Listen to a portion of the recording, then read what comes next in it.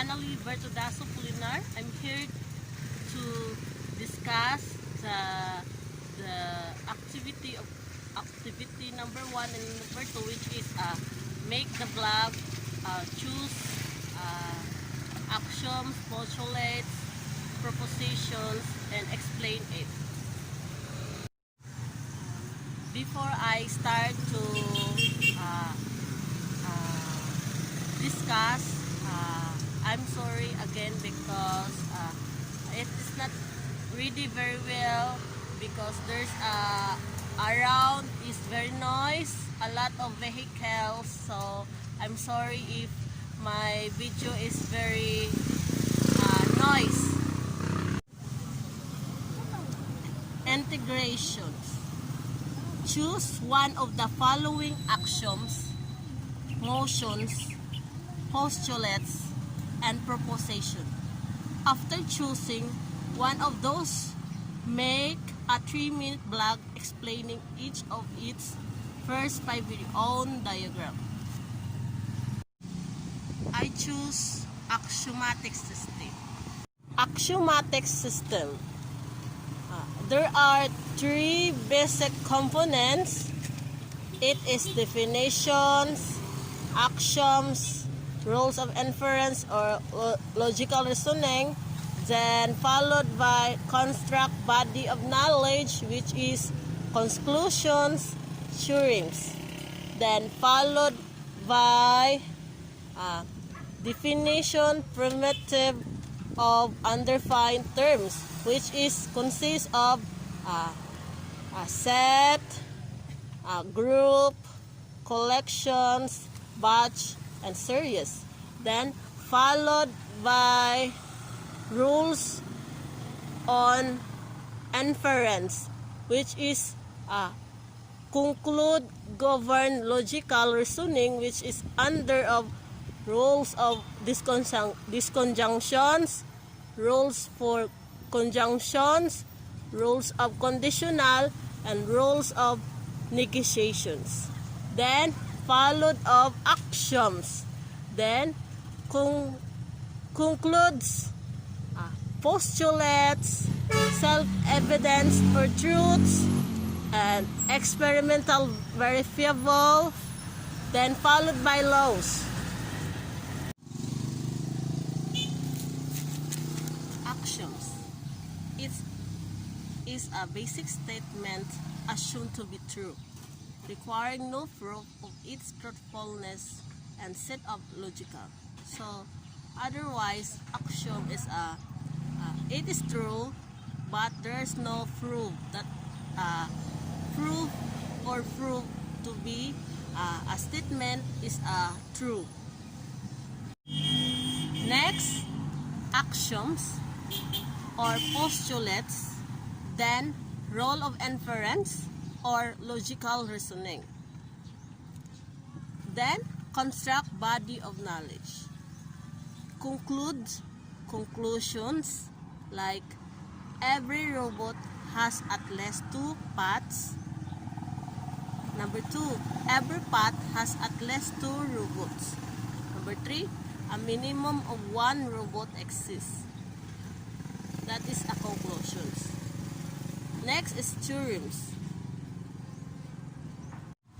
Theorem, a general proposition not self-evident but proved by reasoning, truth established by accepted the truth. Theorems is similar to hypotheses, propositions. Definitions are primitive terms or otherwise undefined terms. Set, group, collections, batch, and series. Axioms, also called postulates, self-evident or truths, experimental, verifiable, laws. Laws, properties of axiomatic system are consistency, and dependent completeness, your world, and finite geometry. Let's talk about consistency. Consistency is an axiomatic system is consistent if the axioms cannot be used to prove a particular position and its opposites. Otherwise, consistency means, for me, the logic statement is much important. It is consistent. If the statement is true, if there's a consistency. Second is independence. Independence is an axiomatic system or internal logic that is not self-contradictory. Otherwise, independence is can stand alone without supporting details, can stand alone to show the truthfulness or the truth about the statement without a proof. Next is completeness. The third is important to have a quality, but not a requirement of a axiomatic system is completeness. Otherwise, make sure that a statement or a logic or a kind of a theorem is complete or completeness. It is important to know the whole statement. Next is your world. Your world is part of axiomatic system which is used everyday life. The way of think depends on axioms. Use in geometry, learn to think logically.